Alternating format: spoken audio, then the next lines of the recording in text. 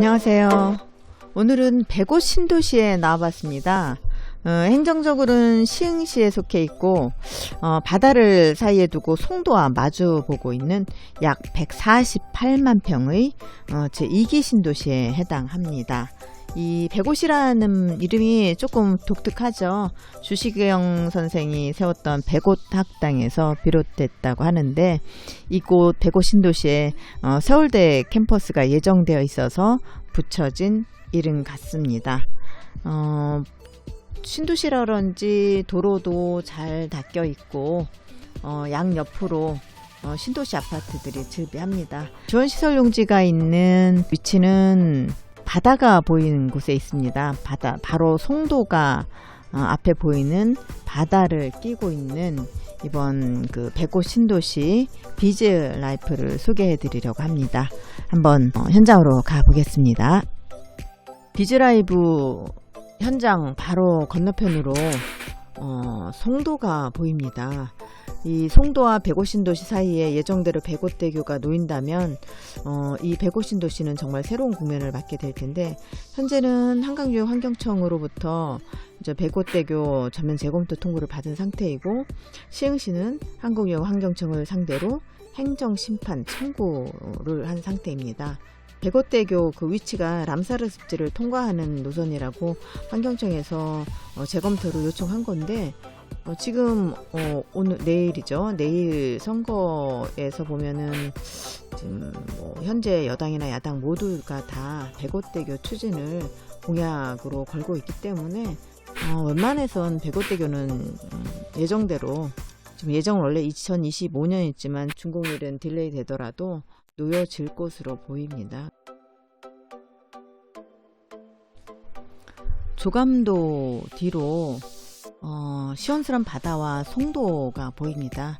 실제로 이 경제자유무역지구가 이 바다로 이렇게 딱 끼고 있기 때문에 옥상공원에서는 바다 조망이 가능해 보입니다. 배워 보시겠습니다.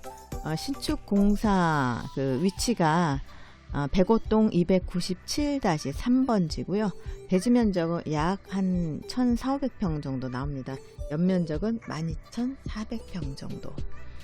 그래서 지하 2층에서 지상 10층까지로 되어 있고, 여기는 그 라이브 오피스, 그러니까 일반 섹션 오피스와 좀 프리미엄 오피스라 해서 라이브 오피스 이런 식으로 갖춰져 있습니다. 평당가는 한 1,000에서 1,200 정도 예상하고 있습니다. 백옷 신도시에서 가장 신경 쓰고 있는 것 중에 하나가 백옷대교죠.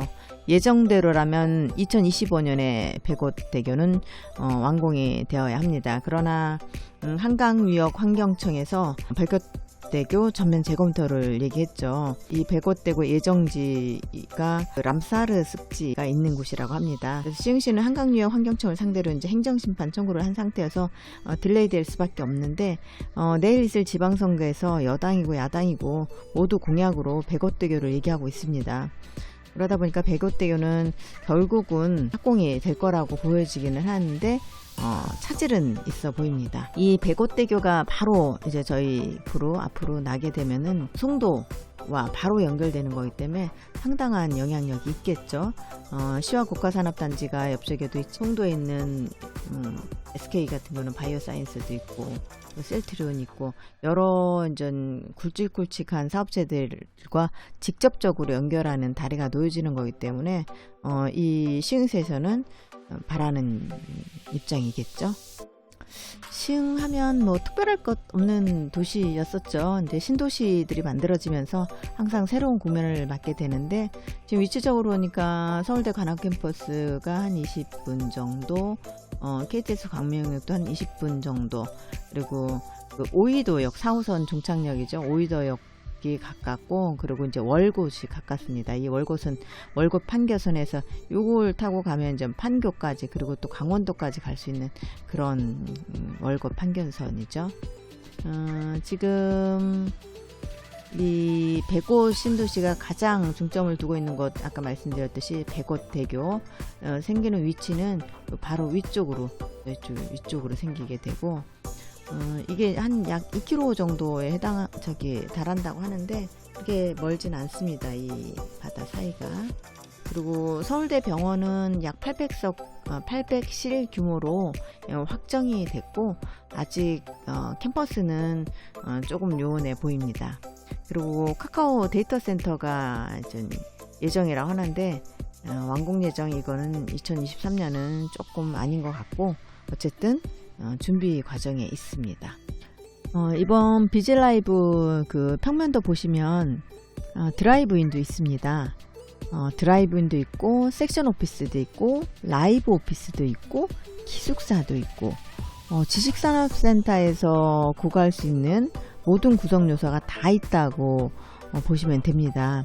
예전에는 회사와 집 이게 좀 완전하게 분리가 됐었다면 어느 순간 오피스텔이라는 개념이 나오면서 사무실이면서 집인 그런 개념이었었는데 사람들이 주거에 대한 정책이 강력해지자 오피스텔을 많이 투자를 했었죠. 그래서 지금은 오피스텔도 이제 주택수에 포함되다 보니까 주택수에 포함되지 않는 형태의 일시적으로 주거를 할 수 있는, 물론 주소를 옮기지는 못합니다.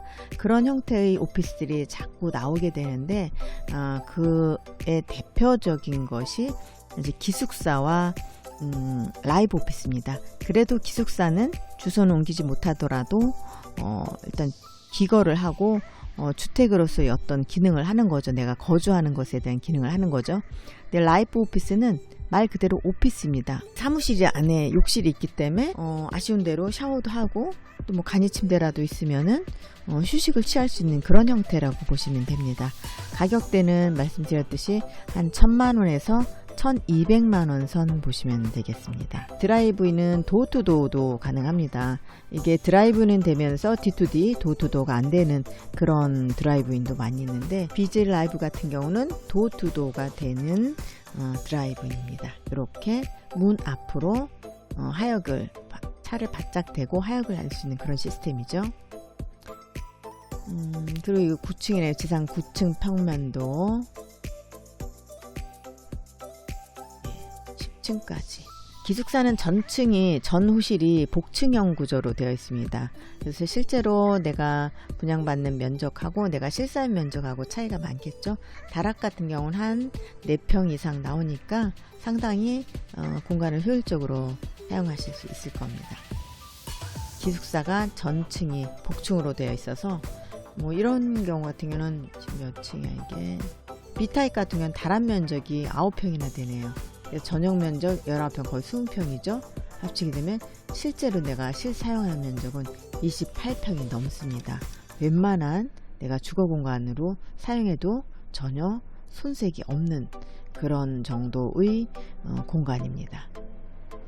그리고 여기는 그 층고는 6m는 되지 않네요. 층고가 5.4m, 5.4m만 돼도 복층 설계가 가능해요. 그래서 이제 복층했을 경우 키가 많이 큰 사람들은 좀 완전하게 쓰기는 어려울 수 있겠지만 천정으로 마감하게 되면 한 4m는 나오거든요. 5.4면은 1.4 정도가 내려오니까 한 4m 나옵니다. 4m면은 성인 기준 2m 있을 때 웬만큼 아래층 1층에서도 그리고 복층에서도 쓸 수 있는, 서 있을 수 있는 그 정도의 높이가 나옵니다.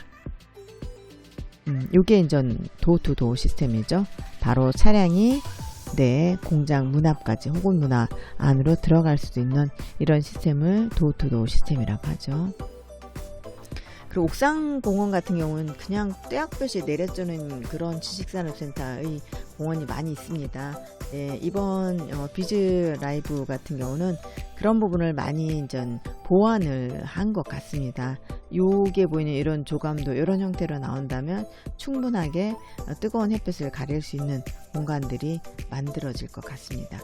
그리고 우리가 지식산업센터에 한번 들어오면 나가기 힘든 게 이러저러한 편의시설이 있어서죠. 1인 미디어 업체들이 많이 있습니다. 이제 그렇게 해서 개인 소형 업체를 운영하시는 이런 분들이 직접 나누어서 사용할 수 있는 그런 촬영 시스템, 그리고 라운지 이런 걸 공동으로 사용할 수 있는 그런 커뮤니티 시설이 잘 되어 있는 게 지식산업센터죠. 지식산업센터의 또 다른 장점 중에 하나가 이게 이제 지원시설이다 보니까 이러저러한 혜택이 많죠. 일단 기본적으로 진행하는 방법은 초기에 계약금 10%는 내야 되겠죠. 10% 내고 중도금이 거의 무이자입니다. 물론 여기 BJ 라이브도 무이자 혜택을 받게 되죠. 중도금은 잔금에서 잔금이 한 70에서 80% 정도까지 거의 특별한 상황이 아니면 80%가 다 나와요. 소득이 있다면은. 그런데 이제 이자에 대한 버거움이 있죠. 이제 요즘 이자 이율이 오르고 하기 때문에 실제로 내가 7% 이상이 되지 않겠느냐 하는데, 지산과 지식산업센터 같은 경우는 지원시설이어서 그 정도까지는 갈 것으로 보이지 않아요. 요번에 나온 다른 지식산업센터의 경우를 보면은 한 3%, 3.1% 요 정도 나왔거든요. 그러면 잔금 대출을 받는 시점은 한 3년 후쯤 되겠죠. 2년 반에서 2년 반, 3년 요 정도가 될 텐데, 그때 정도까지 이제 고금리가 유지된다고 해도 뭐 그렇게 높은 수준은 아닐 것 같아요. 한 4% 뭐 이 정도 나오지 않을까 예상을 합니다. 근데 투자에는 항상 그 내가 감내해야 될 리스크가 있고 그것을 견뎌야만 또 오는 거기 때문에, 그리고 또 때로 입주하시는 분들은 그 중소기업 지원자금 같은 게 있기 때문에 이율 1% 더 혜택을 받을 수 있죠. 그리고 취득세 같은 경우 실입주자 같은 건 취득세 50% 감면, 재산세 37.5% 감면. 또 그리고 과밀 지역에서 올 경우는 법인세가 4년간 100% 면제입니다. 그리고 이에는 2년간 50% 감면되죠. 세금에 관한 것은 상담하실 때 조금 더 꼼꼼히 여쭤보시기 바랍니다. 궁금한 사항은 전화 주시면 조금 더 자세히 설명해 드리도록 하겠습니다. 고맙습니다.